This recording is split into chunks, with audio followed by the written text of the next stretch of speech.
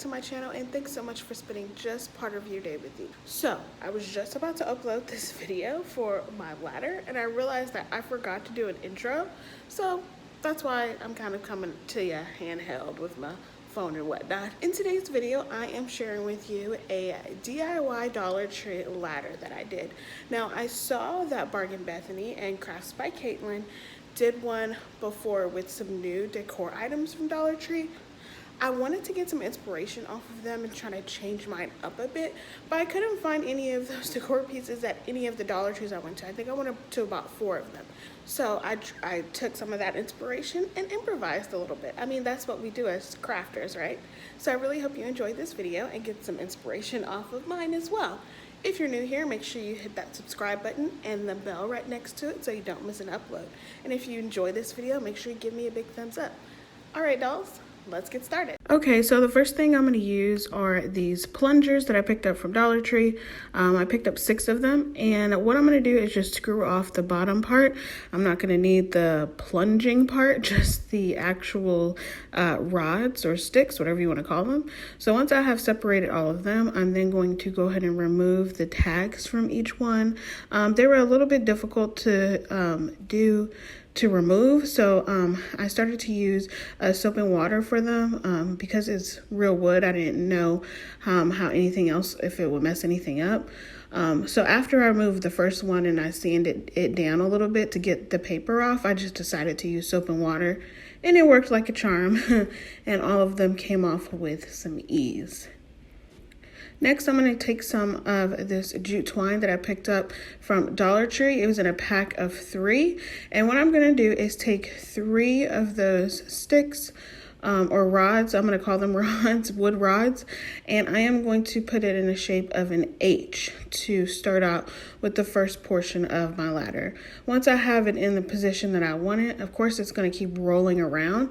So I'm just going to take 2 pieces, 2 rods first, and cut some of my jute twine as long as I want for now, because I'm going to use a lot later. But for right now, what I'm going to do is just tie it in a knot around 2 of these wood rods. So what I'm doing is placing it in the exact spot that I want the rod that's going across to look like. And it takes some time because they just keep rolling. It doesn't stay in place.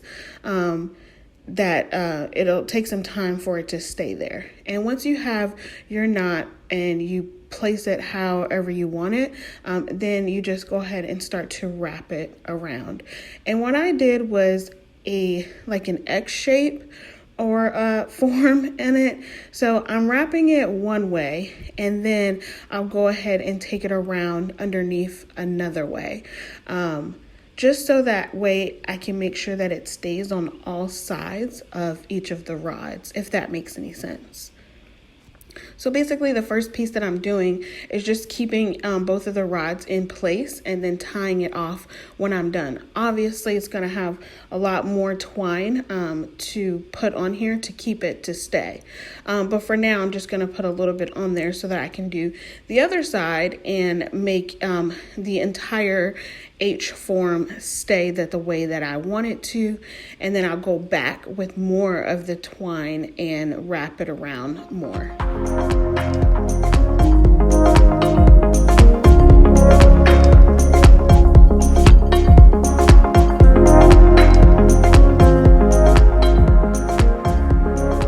And as you can see, I'm doing that X marks the spot kind of shape where I'm wrapping it around one side to the left, and then I go underneath and around and go to the right. So that's kind of what I meant when I said that I was wrapping it around in an X shape.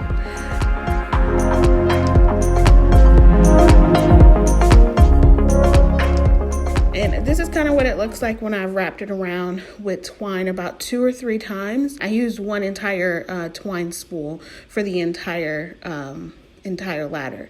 And then for the middle part to attach both of the H's, I am using more twine. Originally, what I did off camera was I tried to glue it, and it didn't work. I tried to use hot glue, then I tried to use E6000. That didn't work. Then I ended up cleaning it and using Gorilla Wood Glue, and that kind of helped it stay a little bit. But I was trying to do this in one day and didn't want to wait until the next day for it to dry.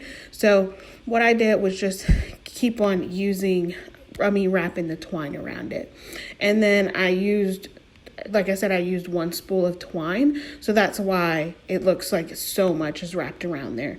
And then I just glued it down when I was done. For the next part, I'm going to take this garden wreath, this foam wreath that I picked up from Dollar Tree, and just glue it on the sides. You're not going to want to glue it directly on top of the twine because the wreath isn't as wide as the ladder that I made. So I had to kind of manipulate it to move it down a bit to the side. So that's what you see me doing there. And then once that is attached, I decided not to go ahead and paint this because I really didn't need to. The back is the only part that's going to show the foam green, but it doesn't really matter because it's not going to be seen.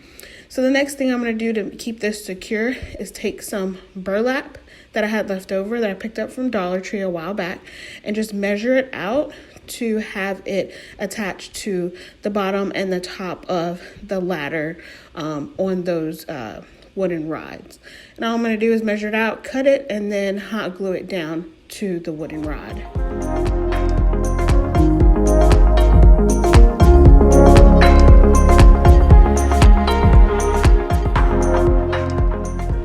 After both sides are complete, I'm then going to take these white flowers that I actually had these for a mason jar sconce that I did, the very first one that I did, and just decided to reuse them since I redid my mason jar project.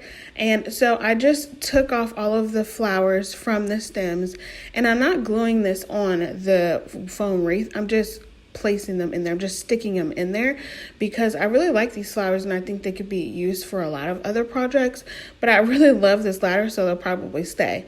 And so for these this green leaves, I took these off of some roses that I had left over from Valentine's Day and decided to hide the green foam wreath. I put the green leaves all around.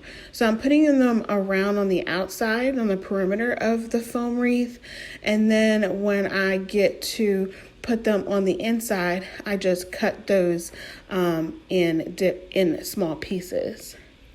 So after all of those are put in on the perimeter of the foam wreath, I'm then going to take the extra that I do have and cut those in 3 pieces so that I can get more use out of them so that it'll kind of stretch for the inside of the wreath. So what I'm going to do is just glue them down to the inside and lay them flat. So it looks like all of the leaves are surrounding the white flowers.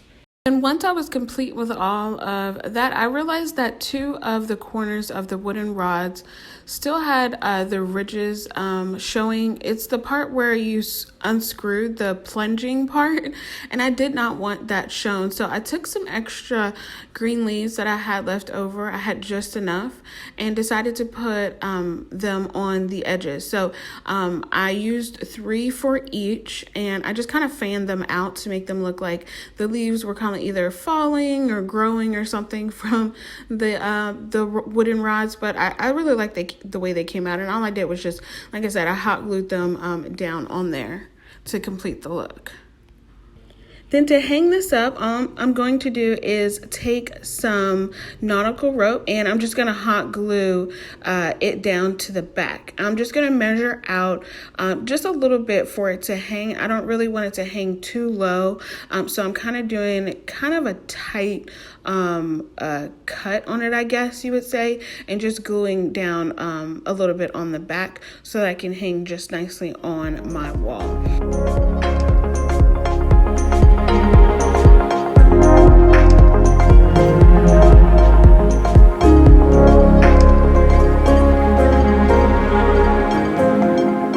Well, well, dolls, that's all I have for you today. I really hope you enjoyed this video, and if you did, please give me a big thumbs up. And if you're new here, make sure you subscribe.